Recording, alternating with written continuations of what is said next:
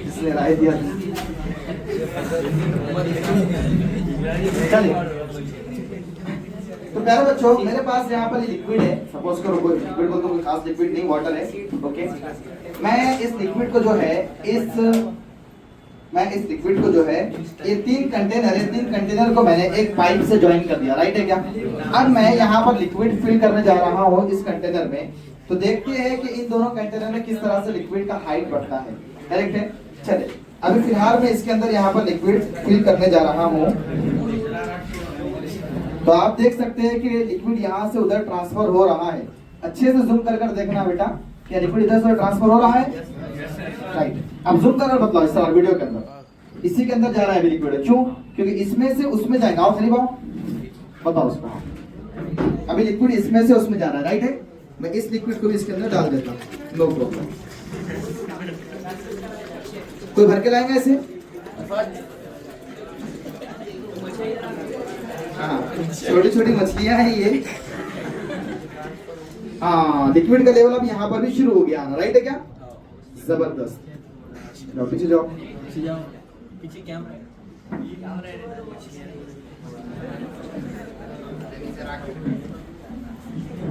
चलिए यार बच्चों, आप एक चीज नोटिस करेंगे यहाँ पर कि जिस तरह से इस लिक्विड की हाइट है, इस लिक्विड की हाइट और इस लिक्विड की हाइट सेम लेवल हो जाएंगी, तब तक फ्लो चलता रहेगा।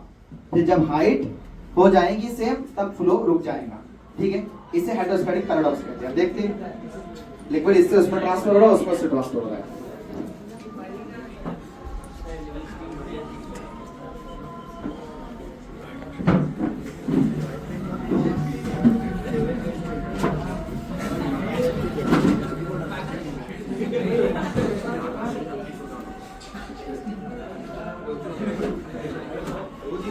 नहीं बस पानी सफिशिएंट है, बस रख दो बता।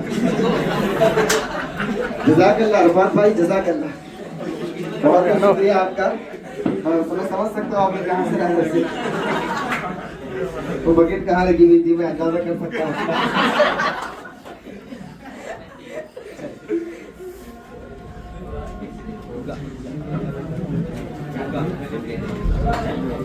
यस बच्चों, यस।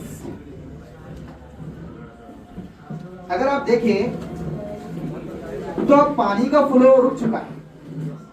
मैं एक हाइट बताता हूं बच्चों, इस हाइट पर लिक्विड आ चुका है, और इन तीनों कंटेनर्स में, इन तीनों बॉटल्स में अगर आप देखें तो सेम लेवल पे लिक्विड ठहरा हुआ है।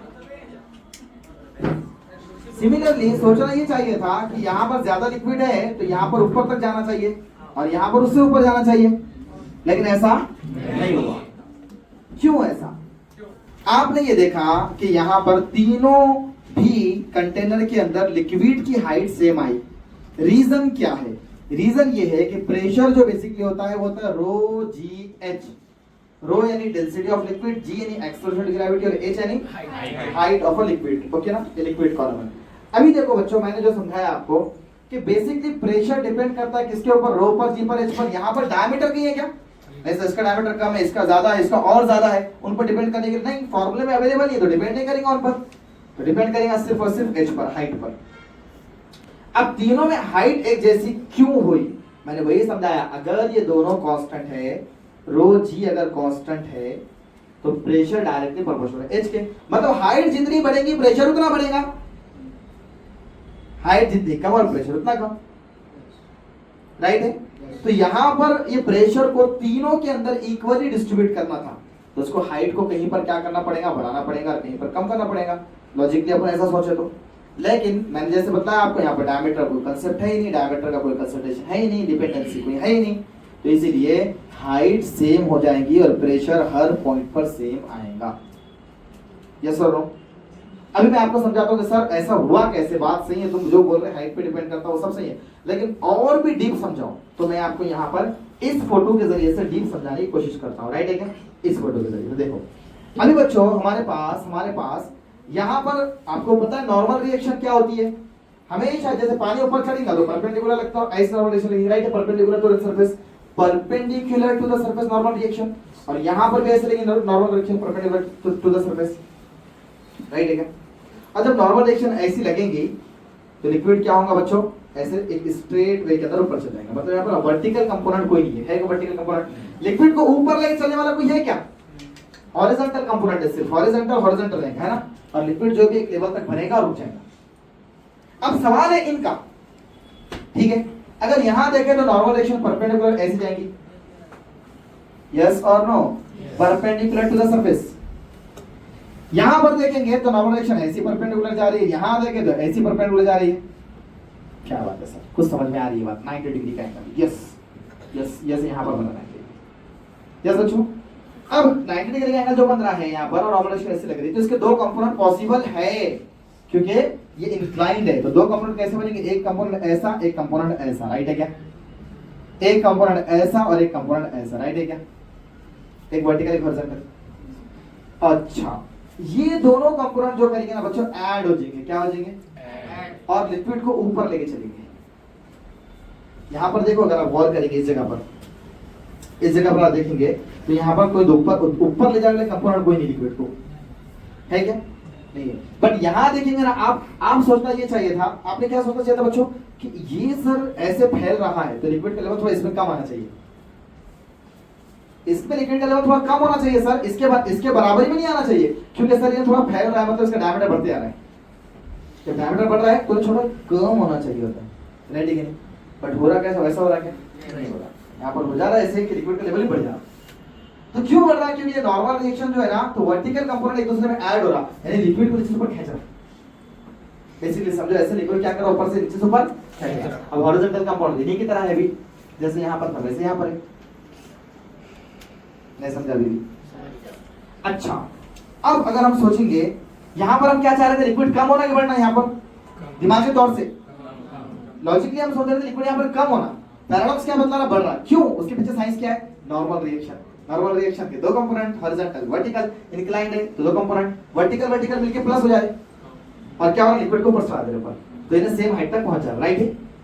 दूसरी चीज असल में वो चाहता क्या है, पॉइंट ए बी और सी पर सेम प्रेशर बनाना चाहता है। क्या चाहता है? पॉइंट ए बी और सी पर सेम प्रेशर बनाना चाहता है। और सेम प्रेशर बनाने के लिए क्या चाहिए? सेम हाइट चाहिए, क्योंकि प्रेशर सेम तो हाइट सेम तो प्रेशर सेम, यस और नो। अब हाइट को सेम करने के लिए क्या कर रहा है, वो नॉर्मल रिएक्शन से काम चला रहा है। नॉर्मल रिएक्शन ऊपर लग रही है, ऊपर खींच रहा है नॉर्मल रिएक्शन से, उन्हें काम चला रहा है, मतलब वहां पर वैसा काम हो रहा है। अच्छा सुनो, यहाँ पर क्या होगा, नॉर्मल रिएक्शन ऐसी पर नीचे लगेगी, राइट है क्या? लगेगी कि नहीं? ऐसे।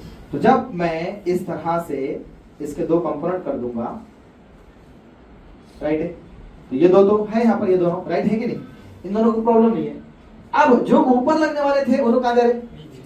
हमारा लॉजिक क्या बोलता कि डायमीटर कम हो रहा सर तो साइज ऊपर बढ़ना चाहिए लिक्विड का। डायमीटर कम हो रहा सर तो साइज क्या चाहिए लिक्विड का? बढ़ना चाहिए। बोलते ही बोलते बोले सर, बिल्कुल ऐसा बोलते। लेकिन यहाँ पर क्या हो रहा, नॉर्मल रिएक्शन ऐसी कुछ लग रही शेप की वजह से कि वो लिक्विड को नीचे खींच रही है। इस वजह से बहुत ज्यादा ऊपर जा रहा नहीं और इन्हें नीचे आना नहीं, इसको नीचे आने से रोक रही और इसको ऊपर जाने से रोक रही नॉर्मल रिएक्शन, यस और नो। तब जाकर ये सेम लेवल पर ठहर रहे हैं। पूरा पैराडॉक्स समझा? क्लियर हुआ? फोर्सेस का एनालाइज कैसा हुआ? तो कि दोबारा समझाए कोई टॉपिक को? कंफर्म? अब अगर सपोज करो मैंने इसकी हाइट को थोड़ा ऊपर कर दिया, हाइट को, हाँ, तो क्या होगा पता है? इसके अंदर हाइट चाहिए और ऊपर हो जाएगी ऐसे, मतलब मजेदार। देखो मैंने इसकी हाइट को ऐसे ऊपर बढ़ा दिया, अब देखो लिक्विड का फ्लो शुरू हो गया और इनके अंदर भी लिक्विड की हाइट बढ़ना शुरू हो गई। यस यस, देखो छोटी बॉटल में, देखो छोटी बॉटल में लो फोकस। यस, क्योंकि अब चाहेगा यानी ये हाइट पर आए।